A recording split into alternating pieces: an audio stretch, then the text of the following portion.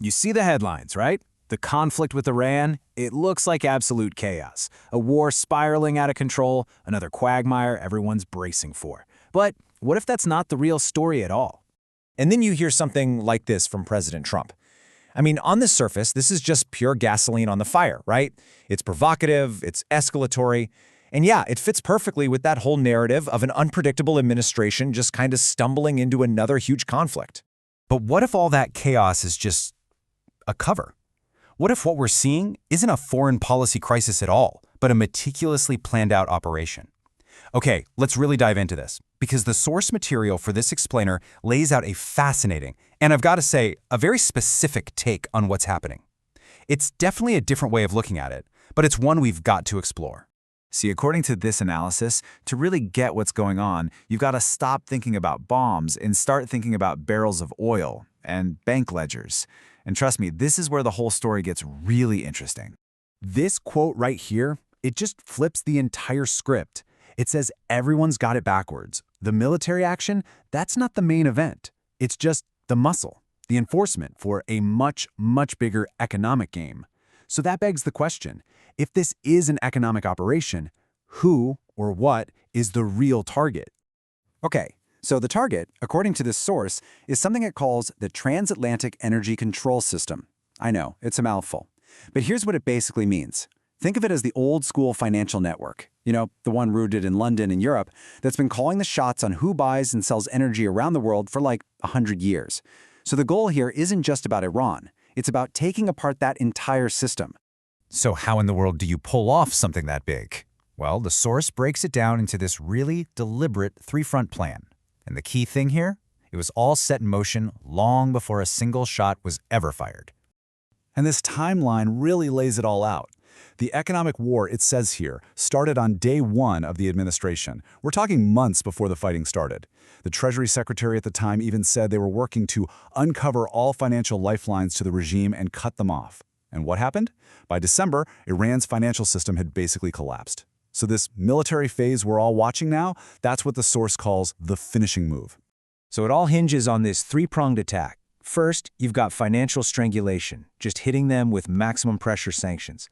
Second, and this is absolutely critical, was getting America to energy independence through deregulation. Why?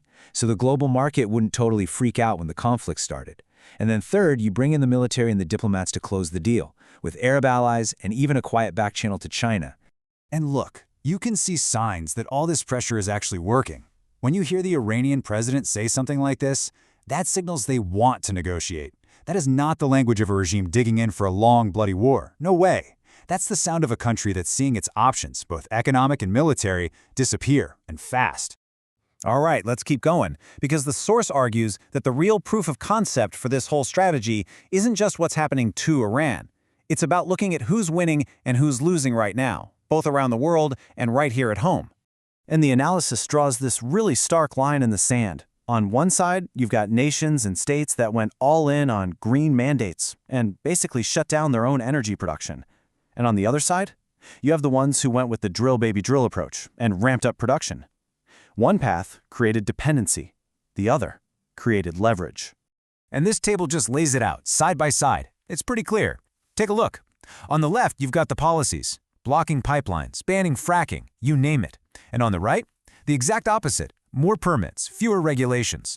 The source is basically saying, hey, the results aren't some kind of cosmic accident. One path gets you high gas prices and dependence on other countries. The other gets you protected consumers and a resilient system.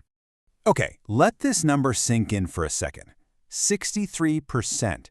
In the middle of a war that's messing with the world's oil supply, California is importing over half its crude oil, while sitting on 1.7 times billion barrels of its own reserves.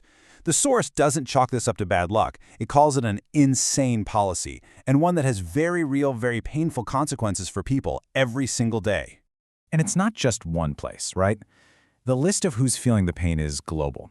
You've got the UK, which the source says is now begging for jet fuel, the European Union, which took apart its own energy and defense sectors, and then back in the US, states like New York, Illinois, Washington, where people are just getting, as the source puts it, absolutely crushed at the pump. And this quote right here, it just sums it all up perfectly. The war didn't create this divide, it revealed it. The conflict with Iran didn't cause all these economic problems, it just yanked back the curtain and showed everyone the vulnerabilities that were already there, all thanks to years of very specific policy choices. Okay, so if this is all part of some grand plan, what's the end game? Where's this all supposed to lead? Well, according to this analysis, it's about building a brand new global energy order, a total reset. And the key takeaway here is simple. It's all about control. The source is really clear on this. The end of this conflict is not going to be decided by NATO in Brussels or the UN in New York. Nope. It's being decided by the US and its new allies in the Gulf, the same countries that are building a whole new economic system over there. And this all ties back to a much bigger vision. You know, when you hear the chairman of the Joint Chiefs talking up the American machinists and engineers building our equipment, the source sees that as more than just a nice comment. It's the language of what it calls the American system, a sign that the ultimate goal isn't just about controlling energy, but about rebuilding America's own industrial strength from the ground up. So, at the end of the day, we're left with this big question. If this analysis is on the right track, if this whole conflict with Iran was really an economic play designed to expose a massive fault line in the global system, it really makes you wonder, doesn't it? What other fault lines are out there, just waiting for the right kind of pressure? What's going to be revealed next?